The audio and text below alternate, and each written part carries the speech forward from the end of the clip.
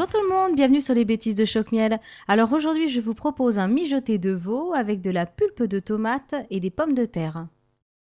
Pour commencer cette recette, vous allez d'abord éplucher toutes les pommes de terre et vous allez les mettre au fur et à mesure dans un petit saladier d'eau fraîche. Comme ça va retirer un peu d'amidon et puis ça va éviter qu'elles noircissent. Donc vous les placez toutes dans un petit saladier, voilà, comme sur la vidéo. Ensuite, vous les fendez en deux et puis vous les recoupez à nouveau. Donc, il faut que ça fasse des cubes comme ça de 3 cm à peu près. Donc, si vos pommes de terre sont plus longues, enfin plus grosses, vous les coupez bien sûr en 3 ou 4 si besoin. Alors, pour cette recette, il faut utiliser une pomme de terre qui a la chair ferme. Donc, comme l'amandine ou la charlotte ou la celtiane.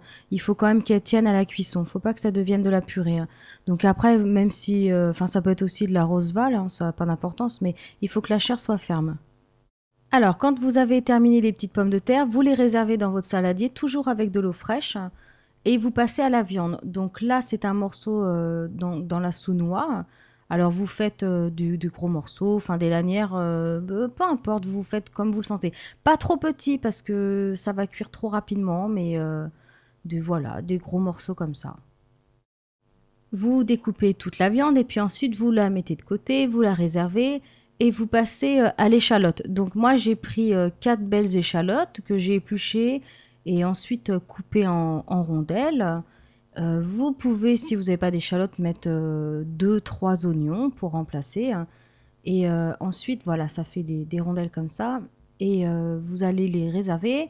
Vous prenez un grand faitout, vous mettez l'huile d'olive à chauffer et vous jetez toutes les échalotes. Donc il va falloir les faire revenir sur un feu assez vif. Vous mettez du sel et du poivre. Alors vous mélangez bien, vous surveillez parce que c'est quand même sur un feu qui est assez fort.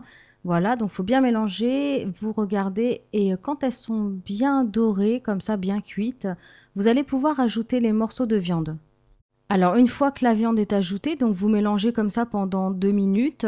Même si tout n'est pas cuit, c'est pas grave, vous pouvez ajouter une partie de la pulpe de tomate, donc à peu près 200 millilitres.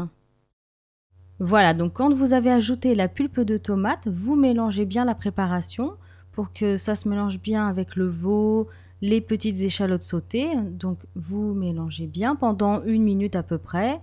Et ensuite, vous allez ajouter de l'origan. Donc moi, c'est de l'origan séché et du basilic. Donc si vous avez du frais, c'est quand même mieux. Mais bon, bah, à défaut, vous prenez du congelé comme moi. Donc du basilic ciselé, hein. Et ensuite, vous allez à nouveau mélanger la préparation. Au besoin, vous pouvez à nouveau rectifier l'assaisonnement. Donc moi, ça manquait quand même de sel, donc j'en ai rajouté une petite pincée. Il faut goûter au fur et à mesure. Une fois que vous avez rectifié l'assaisonnement, vous allez remélanger à nouveau comme ça pendant à peu près 1 minute. Et là, vous allez pouvoir ajouter tous les morceaux de pommes de terre. Toujours sur un feu moyen fort, vous allez bien mélanger à nouveau pour que les pommes de terre s'imprègnent de la sauce tomate, du veau.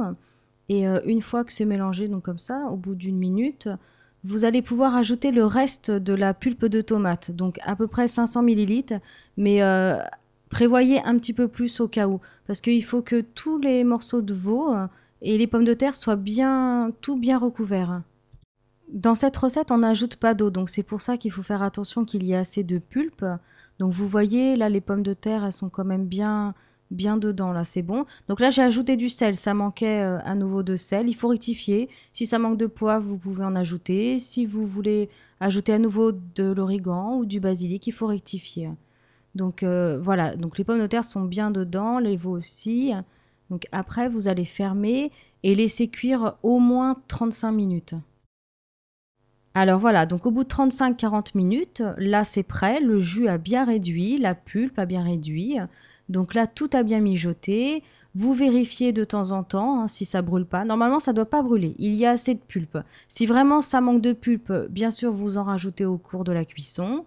Donc moi, là, les pommes de terre, elles sont prêtes. Vous voyez, le couteau, ça rentre bien dans la chair. Donc c'est bon. Là, tout est prêt. Vous éteignez ensuite le feu, maintenant la recette est terminée. Alors si possible, vous le laissez dans le faitout comme ça toute la nuit parce que ça aura encore plus de goût, ça aura encore plus mariné. Mais sinon, vous pouvez bien sûr le manger tout de suite, il n'y a pas de problème. Donc il vous reste plus qu'à servir dans une petite assiette.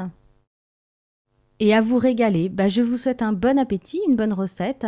Et comme d'habitude, vous pouvez retrouver toutes les proportions de cette recette sur le blog www.chocsmiel.com.